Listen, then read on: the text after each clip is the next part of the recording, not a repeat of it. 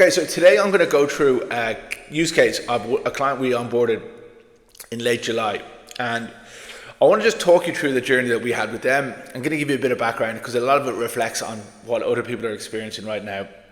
So we spoke to them first in June, and I sat down with them and we kind of just talked out what their current strategy was, how it was working, what used to work, what wasn't working anymore. And they described a landscape that most people would be very familiar with. And that's it. They had a great outbound email cadence going. They had 3 people on the team, and each of them was sending out some really good campaigns. That just, I think what they were getting was 4.5% reply rate. That went down to about, when I talked to them in June, that had gone down to less than 1%. They were posting content onto Reddit and onto LinkedIn regularly 3 times a week. That again, those metrics had just gone off a cliff as well. And what you're seeing is on each of those platforms, there's just a huge increase in volume of a lot of spam, a lot of noise, a lot of people just posting sort of AI content. And what's happened is that the people that you're looking to speak with, the people you're looking to resonate with, those prospects are not engaging with those platforms or their content the way they used to. And it's because of the sheer volume of spam and stuff that is just, people are just becoming a lot more suspicious of what they're reading online. So that's one thing you have to take into account. So we set up with the client, we determined exactly where the problems were lying and what was going wrong. And a lot of it was just down to the way the climate's gone now. And we're seeing it ourselves with most clients we deal with. The reply rates for emails have gone down, deliverability's gone down. Microsoft, Google have all put firewalls up and spam detectors up. So it's more and more difficult to go use the old playbook. And the client had been relying on an incubator that they were part of. And unfortunately, the mentor that they were aligned with was, albeit very successful in his previous career, but he'd finished in his go-to-market sort of capacity in 2020. So, that's it. If you look at pre-COVID, things have changed so much since then with AI, with automation. I remember not that long ago in a new business role that I was in for a big tech company, and if we could find one bit of personalization we could put into an email, it would be gold. Whether that's a quote that someone gave in an interview, maybe they were on a podcast, and you could find one thing that you could weave into the email that would usually resonate, and you get a reply because they think that person's done his research. Nowadays, at the click of a button with one of the email tools, outbound tools, you could be giving someone what they got for Christmas last year. You could be giving someone their star sign and they're still not going to be impressed, because personalization is just another feature that these tools offer.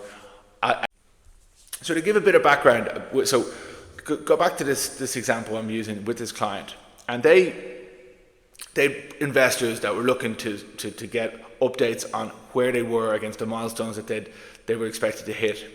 They weren't creating the right amount of pipeline that they needed to hit those metrics or those milestones. And they couldn't really see how things were going to change with the way that their metrics were going. Outbound was going off a cliff. They'd hit a wall, they'd plateaued. The hire they brought in, thinking that they could change things, just wasn't working out. So someone introduced them to me. I sat down with them. We determined what their end goal needed to be and gave some sort of time frame, so we could reverse engineer from that. And that's where Springboard IQ and our go-to-market reset comes in. We've a panel of some of the leading sales managers and across some of the top tech companies, and also some individual contributors, all who are on the platform anyway. And we bring together some of the best of that group.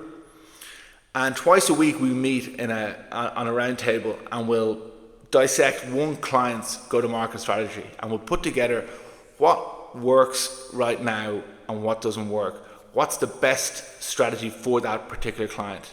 We'll brainstorm, we'll strategize, and we'll crowdsource some of those ideas. And what the client gets is they walk away with an airtight go-to-market strategy that's working at the moment. That's the key differentiator here. Each of the people on this panel are working in the industry right now. Because it's one of the things I'd say to any startup out there, whether or not we work together, but just a general rule of thumb is be careful who you're getting advice from. If it's someone who hasn't been active in the industry for over 3 or 4 years, you're more than likely going to have to go elsewhere to get some advice. Because although there's some, the person will be able to give guidance on certain things really well, when it comes to go to market, that landscape has changed dramatically in the last 18 months. So you have to be wary of that. For example, we had a client there who was on millions in ARR, and they were relied fully on just cold outreach. That was it. They had several different domains. They were sending out several different different email campaigns to different ICP, and that just hit a wall. It just dropped off a cliff about 12 months ago. It's changed. The landscape has changed. You have to change accordingly, or else you'll get left behind. So that's what we do. We sit around and we determine what will work for that client.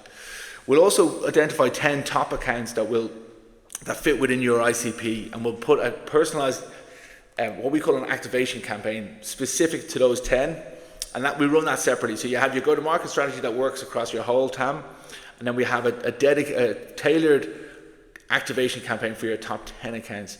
And that's just a really good way to try and get a foot in the door in one of those. If we can get you in with one, that's a success. If we can get you in with 2, 3, 4, you are laughing.